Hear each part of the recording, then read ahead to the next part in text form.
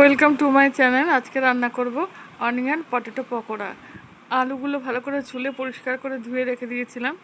তারপরে গ্রেটারের সাহায্যে আলুগুলো কুচি করে ঝিরিঝিরি করে গ্রেট করে নিয়েছি। তার মধ্যে পেঁয়াজ কুচি, লঙ্কা কুচি, লঙ্কার গুঁড়ো, হলুদ গুঁড়ো, জিরের গুঁড়ো, তারপরে বেসন, তারপরে চালের গুঁড়ো, পরিমাণ মতো নুন দিয়ে ভালো করে অল্প একটু জল দিয়ে ভালো করে মেখে নিতে হবে।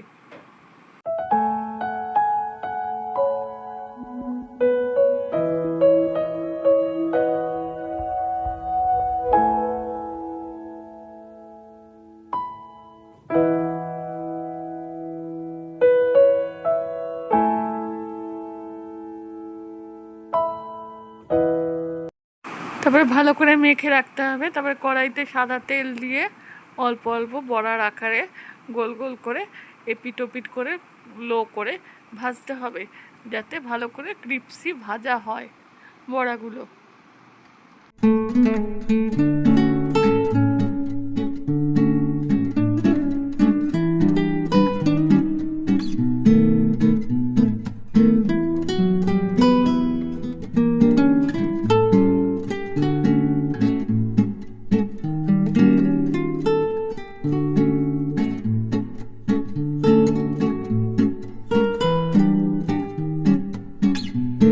গুলো এপিট ওপিট করে লাল লাল করে ভাজা হয়ে গেলে, যখন হালকা ব্রাউন মতন হয়ে যাবে, তখন একটা পরিষ্কার বাটিতে তুলে রাখতে হবে। তাহলে অনিয়ন পটেটো পকোড়া তৈরি।